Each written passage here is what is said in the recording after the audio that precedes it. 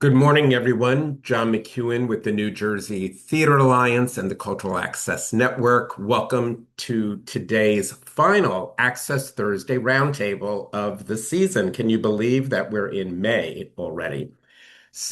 Just wonderful to be with you. To give a brief visual description, I am a white male in my early 60s with brown and gray hair parted on the side. I have a mustache and goatee. I am wearing glasses with clear eye frames and bright blue leg frames. I have a purple and white checkered button-down shirt today with a blurred background, and I'm coming to you today from Asbury Park, land of the Lenni Lenape. And I want to say a good morning to Kat Lilly. Good morning, everyone. My name is Kat Lilly. I'm the Access Coordinator with the New Jersey Theater Alliance. I am a white female in my early 40s. I have long brown hair that's just past my shoulders with some little bit of white in the front. Um, I am wearing slightly cat-eyed glasses with blue and purple frames. I have on a blue shirt with a magenta cardigan over it, and I have a blurred background. And I'm coming to you from Medford, New Jersey, the land of the Lenni Lenape. Great. And hello, Lindsay. Hello, good morning. My name is Lindsay Dandio. I am a program officer and also the access coordinator at the New Jersey State Council on the Arts.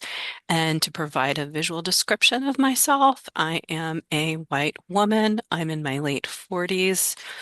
I have below shoulder length dark brown hair. Today, I'm wearing a dark green, blue, and black short sleeve top. I'm also wearing tortoiseshell frame glasses today and pearl earrings, and I have a blurred background behind me.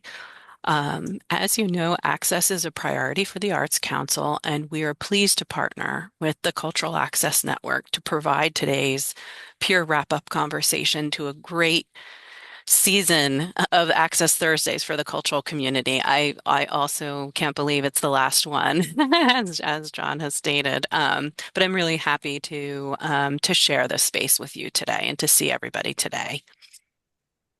I look Great. forward to our conversation.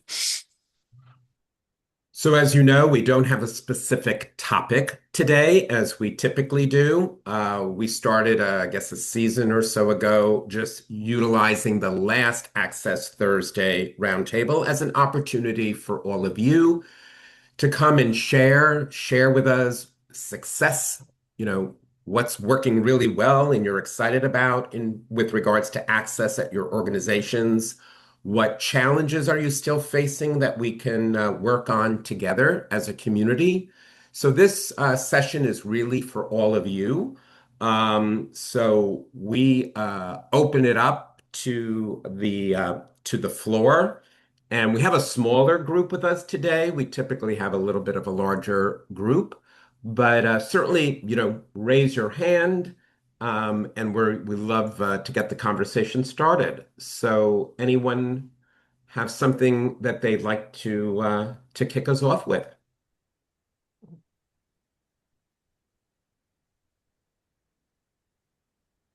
I'll go, John. Hi, Mary. How are you? Good, how are you? Good. Um, Last year we began offering regularly scheduled tours for the deaf and hard of hearing community and their families, Mm-hmm. and had a moderate success with it. But after more conversation with members of that local community, uh, it dawned on us that people were looking for more social experiences, not just tours. So this year, what we've scheduled 5 dates. We had our first one on April 26th. That there are tours included, but there's social time. We usually have refreshments someplace. We might play miniature golf, that kind of thing. So Mm-hmm. it's not just a 45-minute tour. It's a couple-hour experience if you want to join us. So that's what we're trying this year. That's wonderful. And what was the and how are you spreading the word about that opportunity? Well, we're working with two people uh, who are very involved in the community. One is an interpreter, one is a person who is deaf, who's a teacher, and also working through Facebook pages, local Facebook pages. Mm-hmm. Great. And is your county, do you work at all with the county, the Cape May County office that serves people with disabilities? Um, we inform them of what we're doing, but not it's not uh, it's not really an active relationship. We've had much more success. We actually began this association working through our technical school because they were offering classes for an ASL for people, and one of our Mm-hmm. staff joined the classes. That's great. And I see, as you know, we have an incredible Cultural Access Network steering committee, several of whom are on the call today, and one of which is Arlene Romoff. So good morning, Arlene. Yes, I wanted to just follow up, respond to what Mary said, just to clarify. So it seems that you reached out to the deaf community, people who sign, okay, which is fine. Okay, just but you have to realize that the vast majority of people with hearing loss aren't deaf, don't sign, have they're just out there. Many are in your elder community, aging, because that's a prevalent disability. They don't consider it so, but their needs for hearing loss is prevalent in those that are older. So there's no objection to what you did. You did great. However, I want you to be aware that you touched 2% of the population with hearing loss in your area because it's all, it's not any specific location. So what if you reach out to seniors, a lot of times they don't know what they need. You were providing sign language interpreters. However, you would probably want to do assistive listening devices if you were going to reach out to the population just with hearing loss. People who have hearing aids don't generally identify, just user friendly. I just put that on your radar so Oh, this is nothing new. Everybody thinks, right. oh, if you got sign language, you covered it. You covered 2%. We have been using something called the Whisper system, which is I guess we found out about it through Are you the speaking Museum to a microphone? Association. You Pardon speaking me? the whisper system? What, are you speaking to a microphone or the device? The person, the guide, the lecturer has a transmitter, and we have receivers that the Yes, people in the okay, group can good. use. That's your other pop, that's your Yeah, that's great. 90%. Yes, and if you promote that, just show its availability and even have one of your staff people walk around with it because uh, people who are older, who are dealing with hearing loss, they don't want to be the first one with the thing. But if it's generally given out and they're comfortable with that, then you're right on. Then you're dealing with the social aspect of the population with hearing loss. This is nothing new. This is nothing new. It's just this is the quirk of people with hearing loss. The ones that sign, that's the I wouldn't call it low-hanging fruit, but everybody can realize what that's about. But it's the ones that are kind of out there. But if you have assistive devices with a microphone and receivers, that's what the best of the best do everywhere. Hmm. From going back to MoMA 40 years ago, I was there and said this is something that would be helpful, and that's what you have as well. So that's great. I'll offer you my email address if you want to just follow up a little. That's fine. I don't have Sure. a problem with that. I'll put it in the chat. Thank Great, you. great. Thanks. And thanks for sharing that, Mary. That's great that you're starting a service, you're here, you're listening to your constituents, you're adding more deeper engagement with the experience, which is great. But Arlene's point too is really important. And I think the marketing and getting the word out, because a lot of people that might need a service, they don't necessarily identify perhaps as somebody with a disability, but the more marketing, signage, really just putting out what you offer, not only the sign interpretation, but the listing enhancement service that you provide for the tours. My guess is the more that people know about that, see that, they'll inquire further. Right. Hi, Mary. You're muted.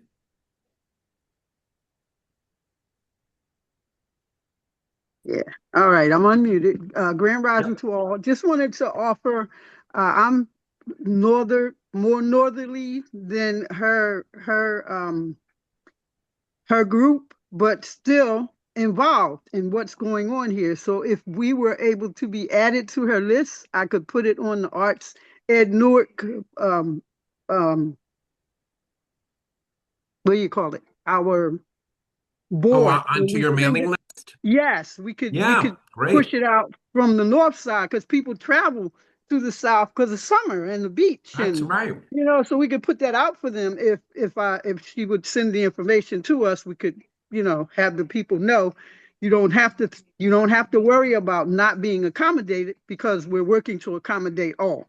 So That's yeah, wonderful. yeah. So if she added me to her list, Do you want to put your contact information in the chat, sure, sure, Mary? I'll That do that.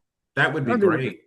All right, I'll put that in the chat. Also, I wanted to know a success that we had. I had a roundtable dealing with arts and funding. We wanted transparency, how to contact or be involved further in the community, get the community involved, and also to gain feedback on how they feel like the dollars should be spent.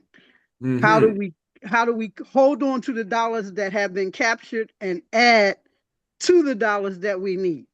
And it was a good success. It was a rousing table. I had Miss Leon, or London. Leona London came, and she was part of it. It was fast. It was fascinating.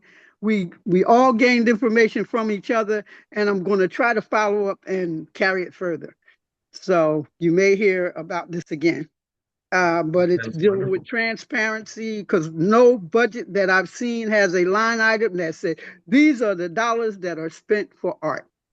No, Hmm. I mean the district level, I mean the state level, the city level, the government level. Nobody says this line, these are the dollars that are for the arts. They can tell you where they're putting them or where we could look for them in salary, in equipment. No, we want a line item in the budget that says this is the dollars for art. Because are you taking the art dollars to pay for what the janitor needs? I don't know because I don't know what you're giving me. I just Hmm. know it's in the budget somewhere. So that's part of the transparency that we're working towards. And that was part of what the round robin was about. I have a raving success from everyone. And like I said, we're going to try to do something further. So I'll put my information in there. That's my That's spiel. great. Yeah, Thank you. you're welcome. So what other successes, or maybe there's something that you need some help and guidance with access? Anyone? You're also welcome to put your answers in the chat if you have something you want to say, a question you want to ask, and I will read those out loud.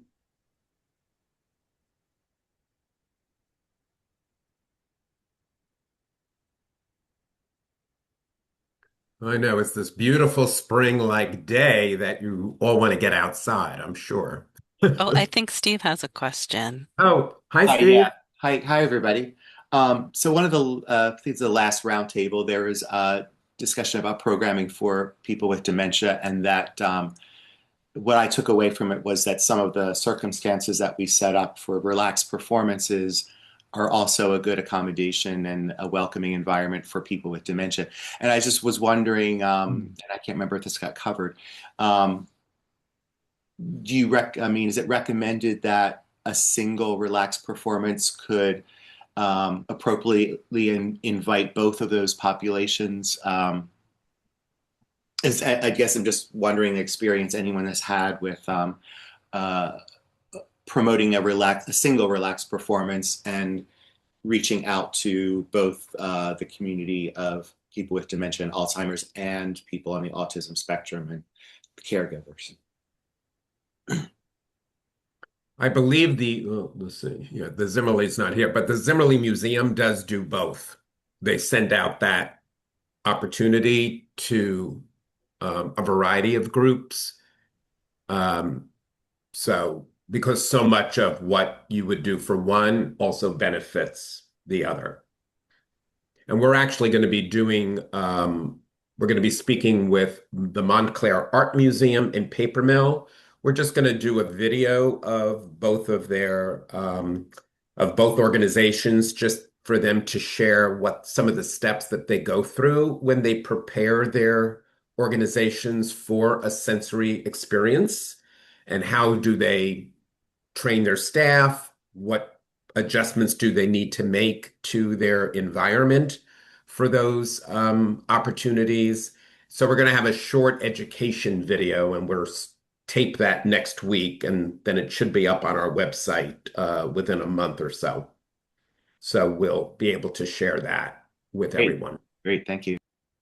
Yeah, but we can also share with you the panel that joined us for that dementia discussion. And you could maybe just contact them directly and then just, hear from them in terms of their experiences. But I know the Zimmerle opens it up when they when they make an adjustment for a sensory experience. They do open it up to both constituents. So maybe you could share the panelist contact information with Steve. Thank you. Sure. Hi, Ronnie. Hi. Okay. So I have I guess it's partial success, partial struggle that I want to kind of get feedback on. So Vivid Stage, we've started well, really with the start of my position last year in January of 2025, we started wanting to slowly and sustainably build the access services that we offer at our performances. And we already have assistive listening devices. Actually, this year we got we got a grant to be able to purchase a new system, and it works with some of the old still working receivers that we have. So now we have more receivers and they're a little bit more reliable, which is really nice.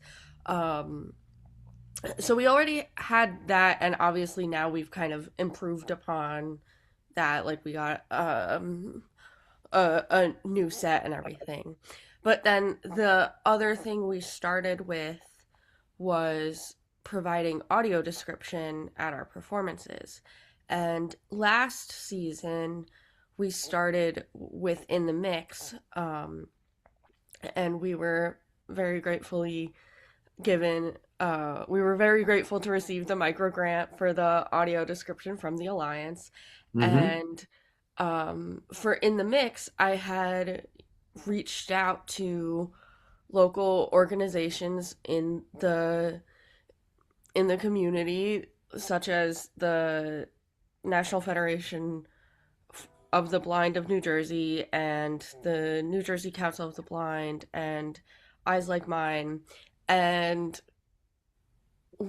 worked with I got varying responses from the organizations, but I really worked closely with Linda Melendez at the National Federation of the Blind of New Jersey. And for that, for the audio described performance of In the Mix that we had last season, we had what we considered a success. We had 5 people come out for the audio description, which for Vivid Stage, which is already kind of can be a more intimate crowd, that was a lot, especially coming from nothing. And we had audio description by Thomasina Highland, who I know is a name that at least some people in this room are familiar with, and she's Yes. fantastic. She, during intermission, was speaking with the folks who came for the audio description. She's very much a like get the live feedback kind of person, and I also reached out to check in with them before, during, and after the show, like during intermission, not like in the middle of the show, obviously. But it seemed to go really well.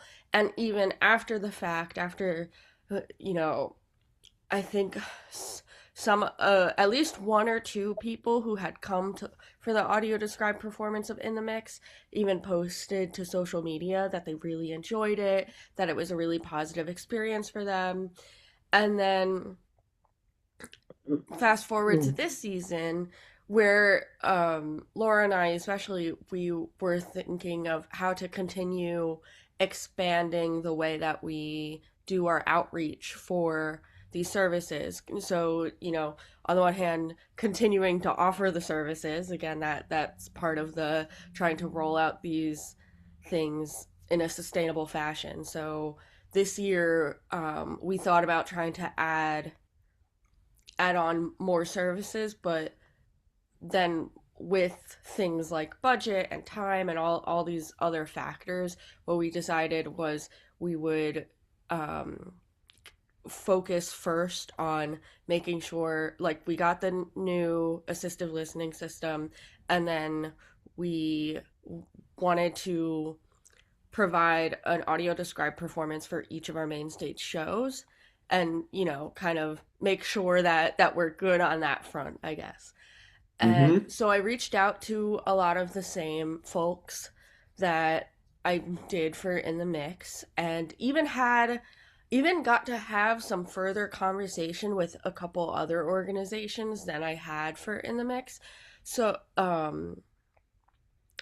for our production in the fall, the Mighty Four, when we offered the audio description, um no, I think either no one was able to show up, or it might have been one person. I'd have to double check my logs. No one really showed up for the audio description, but at that point, organizations that I was reaching out to had said, "Oh, we have a conflict." It was in October, so it was in a really rough time for them. So I was like, "Oh, okay, like there's a schedule conflict. That makes sense. That happens." But for this past our spring performance, I'm sorry that you're getting a whole long novel of a story here, but for our most recent spring performance of Etiquette, the audio description, that was where I really got to have some further conversation with some organizations. But it all, like, come the day of the audio description, nobody showed up for it. And it wasn't even just that I had gotten some further conversation with organizations, we also had made other efforts to advertise all of the access services that we'd have available for the entire run of the show. And we got to work with Cocotazo Media to have an audio bill, and it was really exciting. There was a lot of, it felt like, oh, okay, we're really like getting into this groove of things, but then nobody showed up. And so I guess my the question that I've been left with is there something that on our end that we should be doing to re-strategize, or kind of pivot? Is there something that we're not doing that's effective in reaching out to these people, or is it something where this could be just another, it was, right thing, wrong time kind of thing? Like, is it another schedule conflict? Is it, I don't know. And I don't know if there's a definitive answer, but I guess that's the big thing that I'm posing to the group for feedback or thoughts or anything.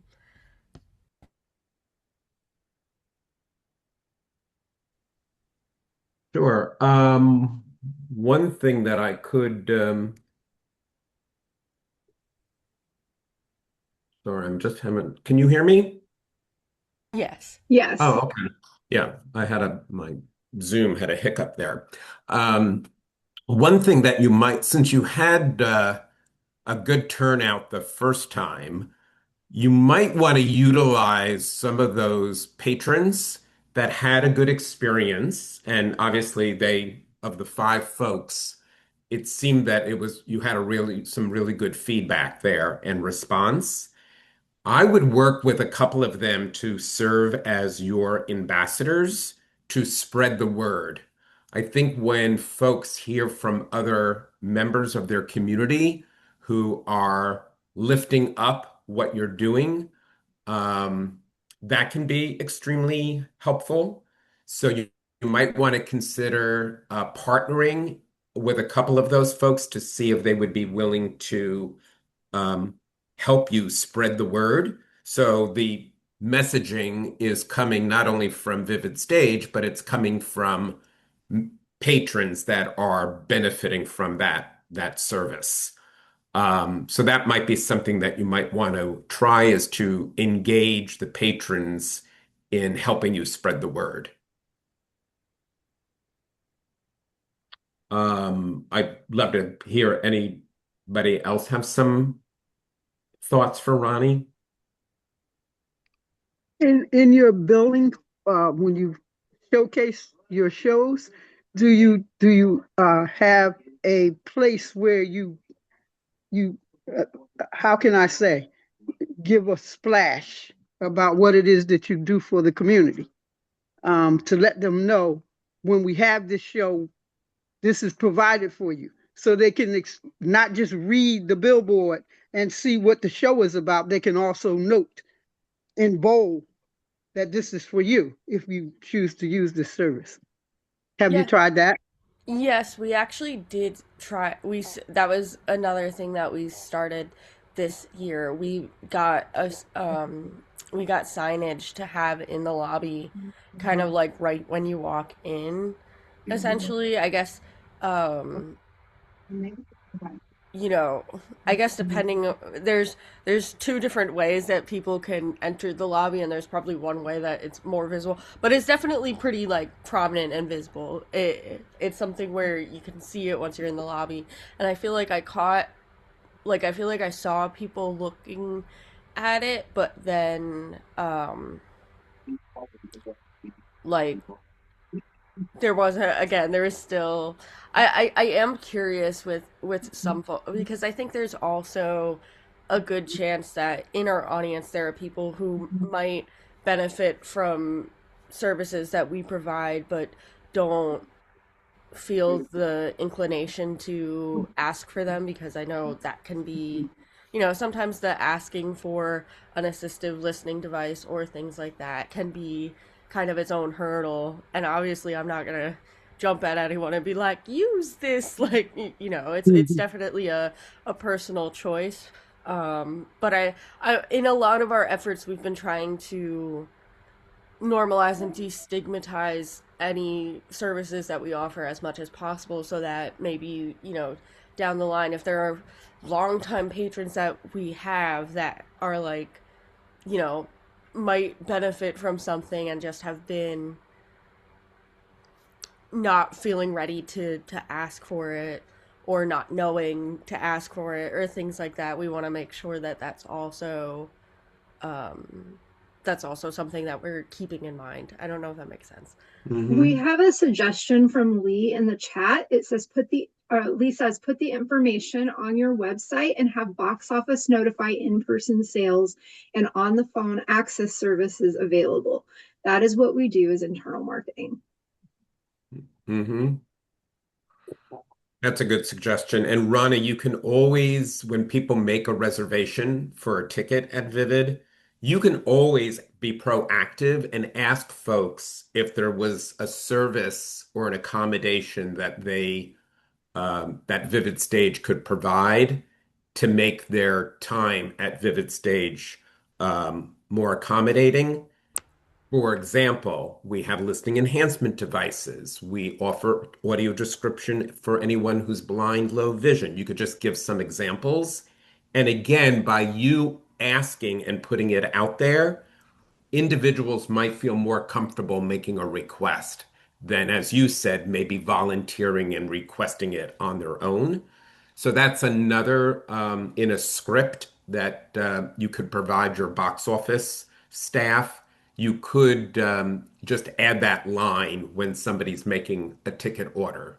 And therefore it's a way, another way of educating your patrons about what you're offering. Yeah, that's a really good idea. Thank you. Sure. Thank you for all this.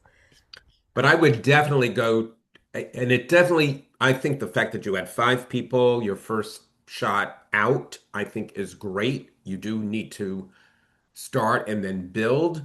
But I would you go back to those five individuals and see if what suggestions they have in outreach to the community. Would they be willing to be ambassadors for Vivid Stage for your audio description service? I'd have a conversation with them and see what thoughts they have and how they might be more engaged with you. Thank you. That's a great idea. Sure. I have put the Dementia Roundtable contacts in the chat if you need those. And then Lee also had another comment. Lee says, I recently completed certification for the ADA coordinator via University of Missouri remote program, and I recommend anyone in charge of accessibility at their venue to pursue this certification. I have done this certification as well. It is fantastic. It's like a joint program between the University of Missouri and the Great Plains ADA Center, I believe. It's 40 credit hours. You can get all of them online. I think I started the program in like September and was done with it before Christmas, just doing a class here and there.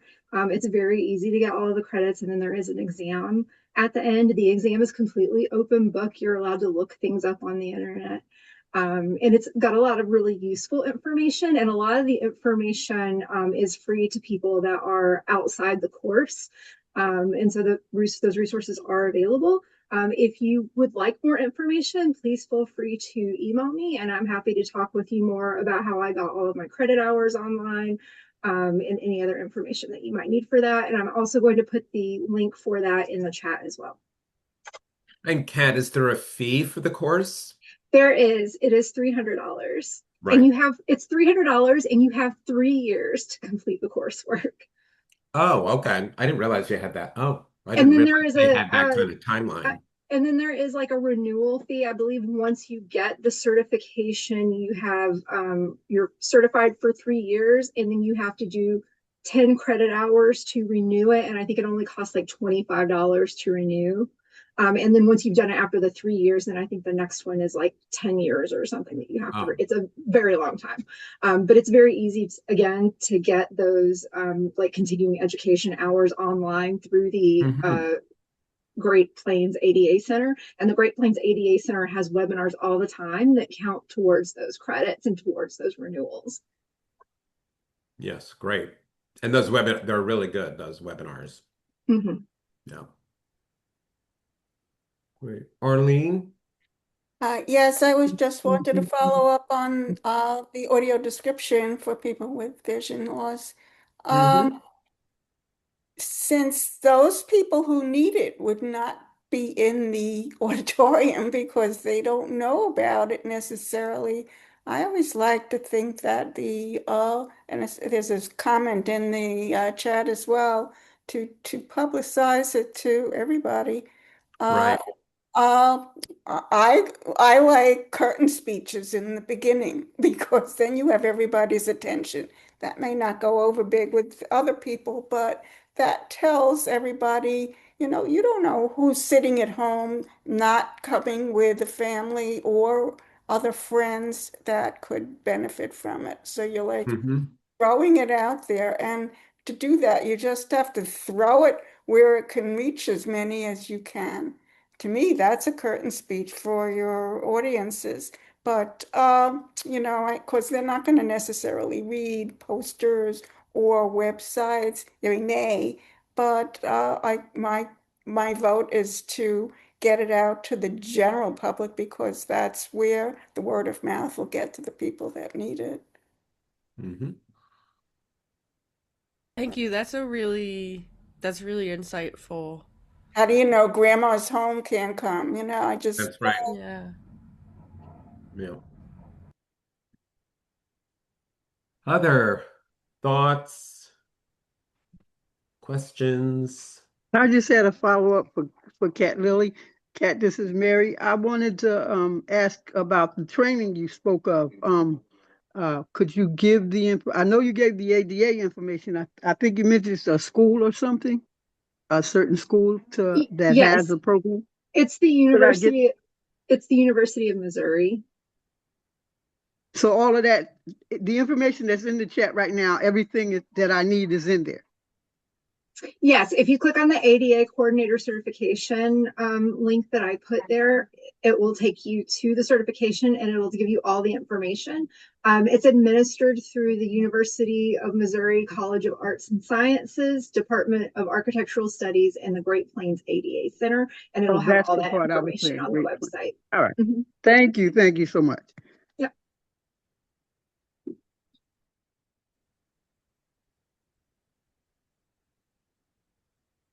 Well, speaking of training, I just want to let you all know, and we'll put out a blast to all of to our Cultural Access Network list.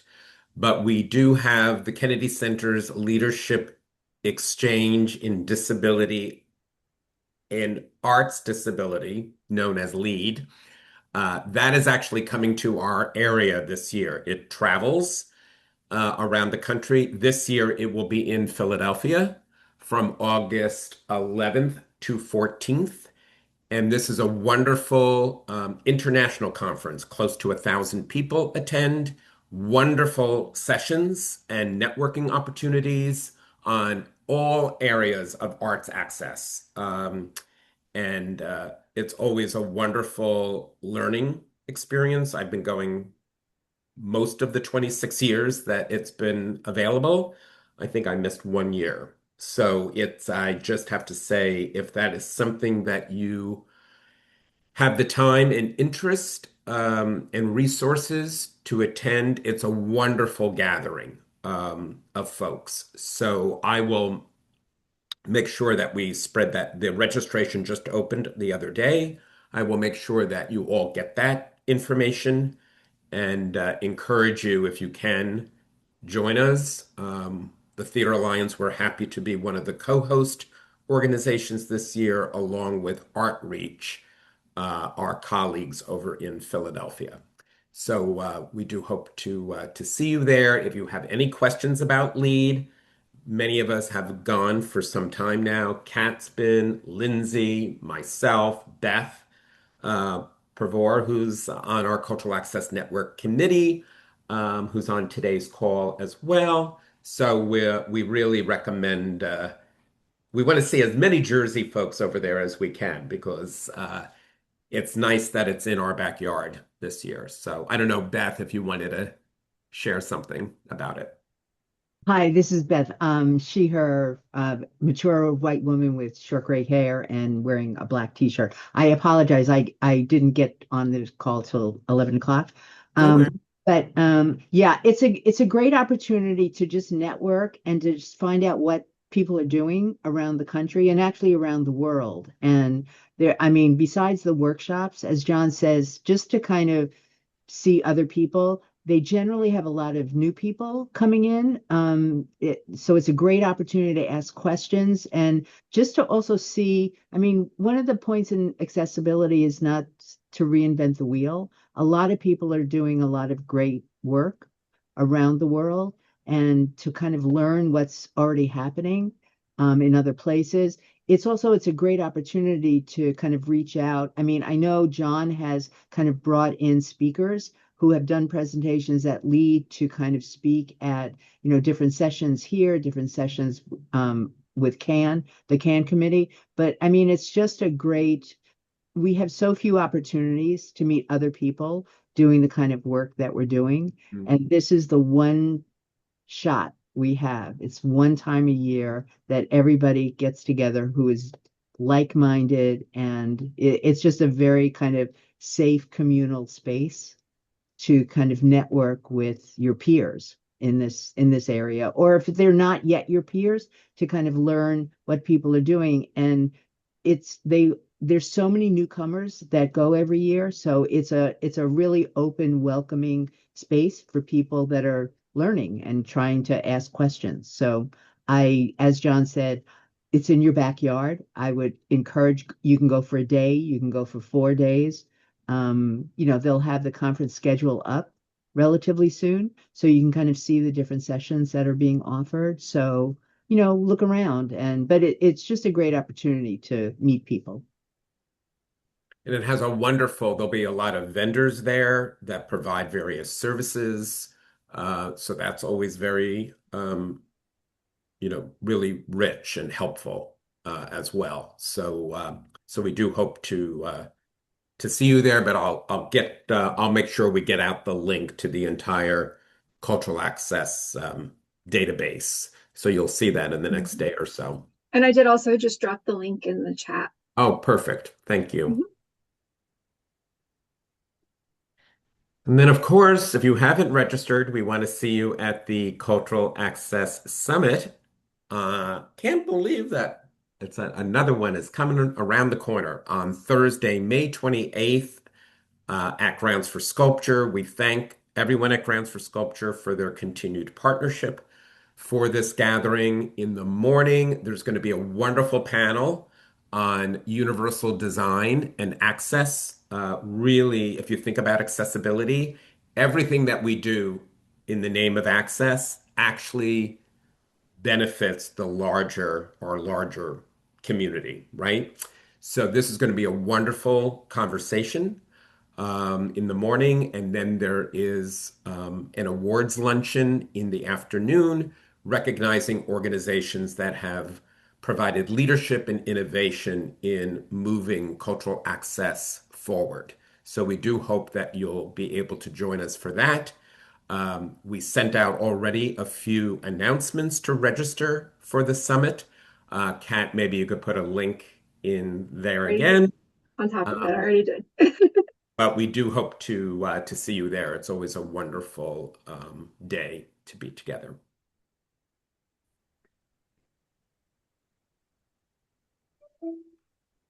What else? Lindsay. Um, Thank you, John. I just wanted to quickly announce the Cultural Trust. The New Jersey Trust recently released guidelines for its FY27 institutional and financial stabilization grants, and this year is the Arts Round in partnership with the Arts Council. Within the IFS Arts Grant Program, there's really a range of project types that can support access related investments, such as like technology upgrades, capital equipment purchases, strategic planning, and staff and board training and development. People have also received funding for things like facilities planning, uh, the looping system for assistive listening, and also website upgrades.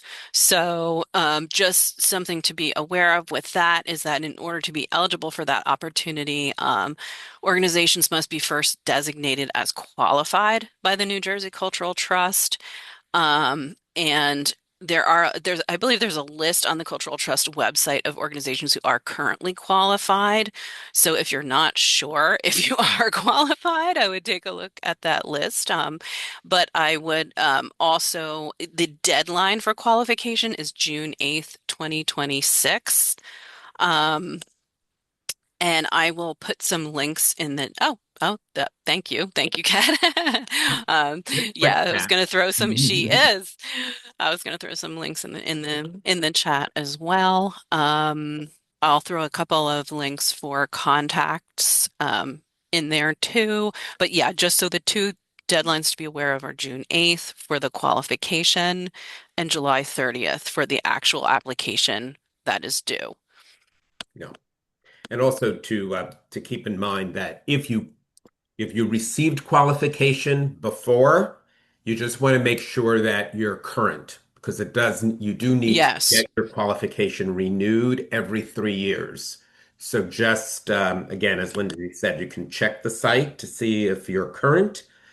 Certainly, if you have a question, you can always call them or email them over there, but you do need to ensure that you're current.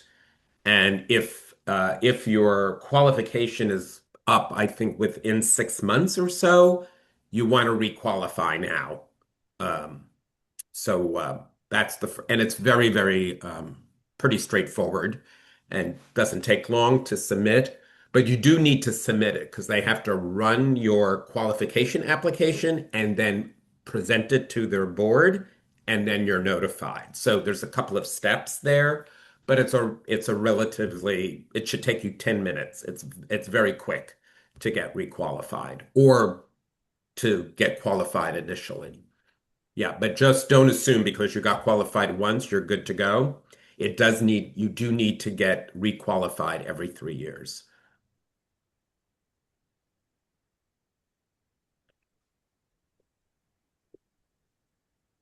And I believe Izzy Kasdan from the Cultural Trust is going to be with us at the Cannes Summit on the 28th.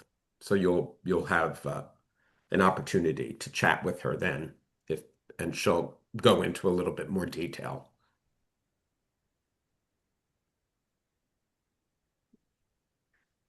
Anything else?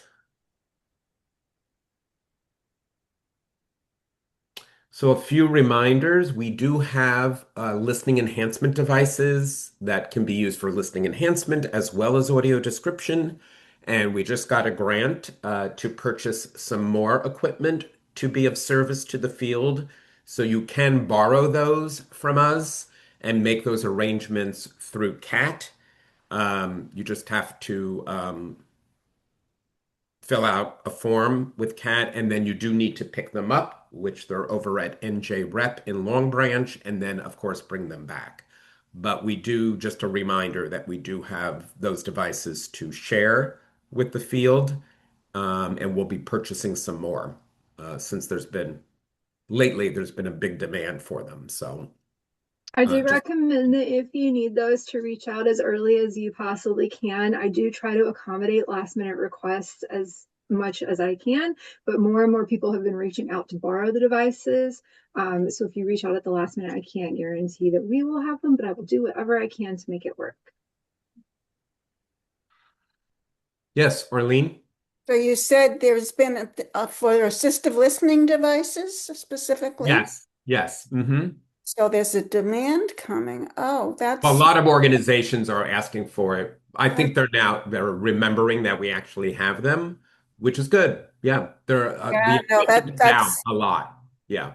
my organization, the Hearing Loss Association of America. We have a state association, Hmm. Hearing Loss Association of New Jersey. And of course, that's one of our big agenda items is to promote accessibility and educate. So to hear what ends up happening, though, sometimes the senior residents will get the word. And once people try it and there's no uh, they don't feel different. It's no problem to wear something, then they all go get it. I mean, because Hmm. they really all need it. It works. You know, it's like teenagers with something that is cool and in, and it really helps you. So that's Right. fantastic. I Yeah. appreciate that news. That's music to my whatever I'm hearing with. Mhm. And Lauren in the chat says we get them for our events, even though no one requests them. Yeah. You really want to promote that you have them as much as you can. Signage, website, press releases, really informing people that you do have them. Use the international access symbol that goes with listening enhancement. Um, but I think being as Lauren, be disciplined to consistently offer it. That's also important because if it's just going to be a one-off, it probably will not click that is an ongoing service that you offer. But just be sure to really publicize that you have the service in as many ways as possible.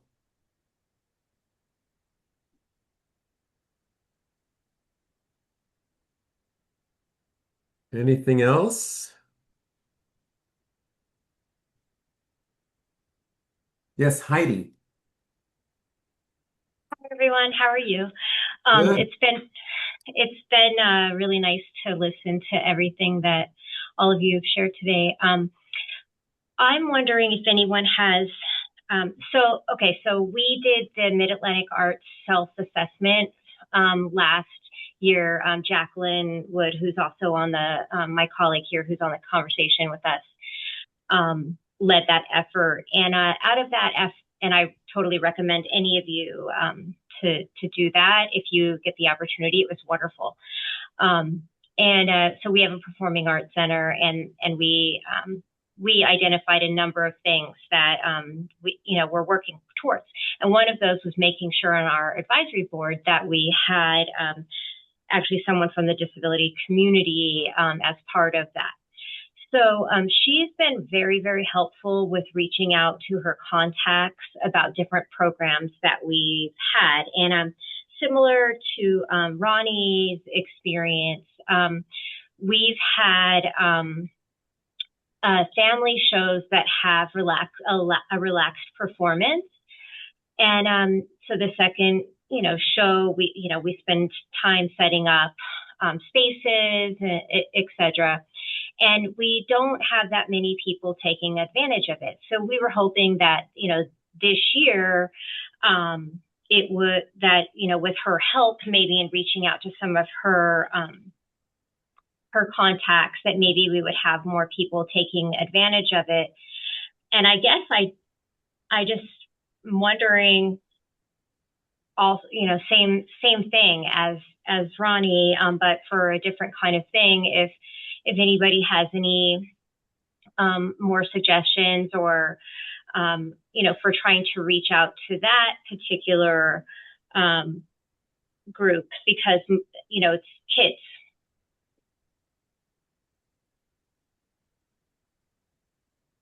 Yes, I'd suggest we've been doing a relaxed performance for our annual dance festival for about 4 or 5 years now. And it's definitely been an incremental growth kind of thing. We started with outreach to some of the organizations in the state that are connected to the community. Then we also had a faculty member who has a autistic son, and she had personal contacts as well. And so, she was utilizing.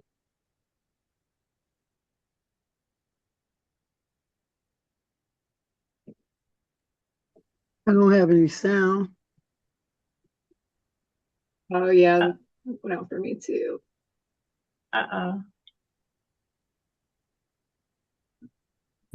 Steve, your sound went out. I think Steve, he might have. Yeah, I think we lost Steve. I think we lost Steve, actually.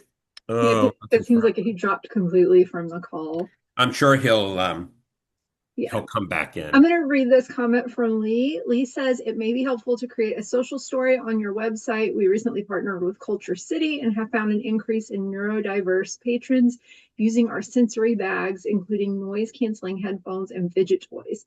Nominal fee and really a difference maker. Here comes Steve. Here's Steve.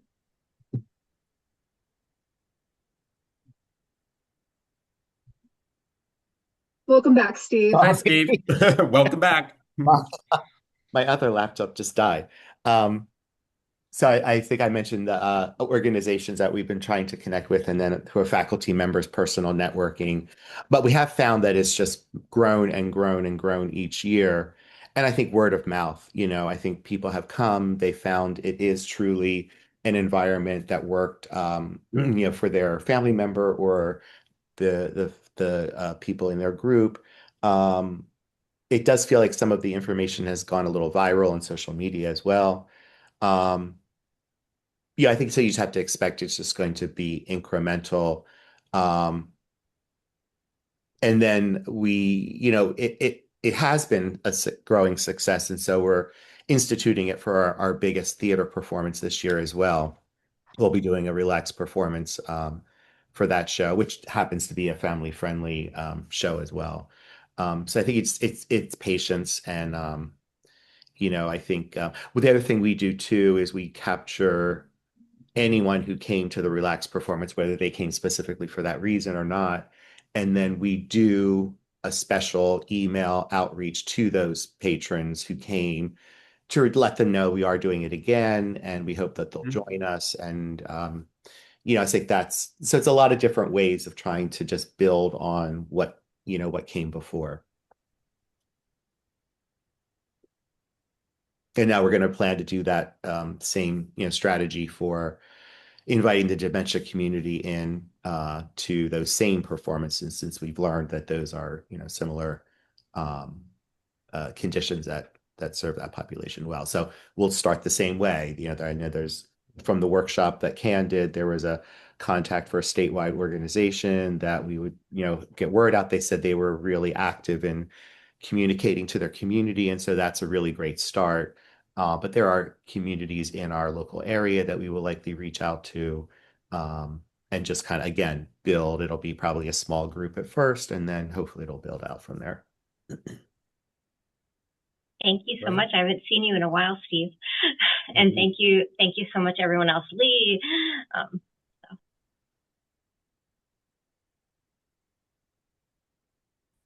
Anyone else?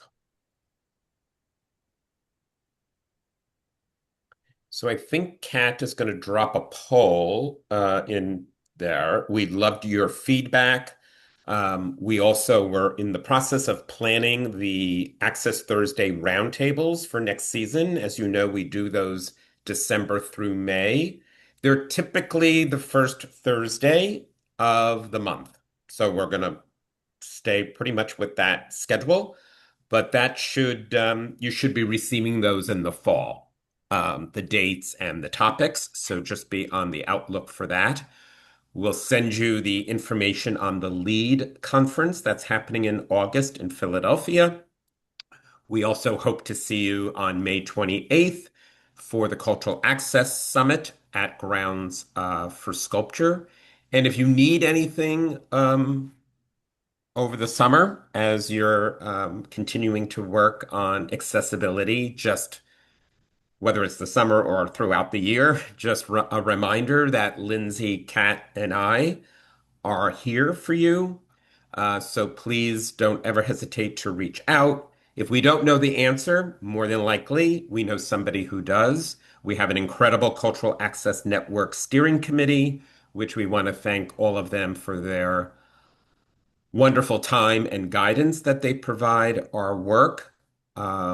So we have lots of good folks to reach out to. And of course, reaching out to each other, right? That's what's so wonderful about these roundtables, is that it's always a great community of learning. So I thank all of you for taking your time to be with us today, to just share successes, ask questions of each other, always walk away learning something. So I appreciate you all for that. And Lindsay, any last minute thoughts?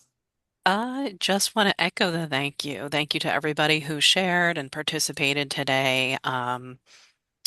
Just was really great to hear everyone's your successes and um, so wonderful to hear people helping each other as well with particularly marketing and in suggestions there, and just all of the great work that's going on and the efforts that are really being put in across the state. So we really appreciate that. And as John said, we're here if you have any questions. And for those of you who are maybe attending the summit, I'm looking forward to seeing you there.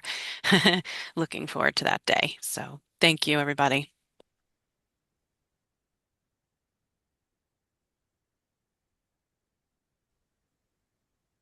Thank you all. We will see you hopefully on May 28th. Have a wonderful day. Enjoy the beautiful weather. Bye-bye. Bye, everyone. Bye. Just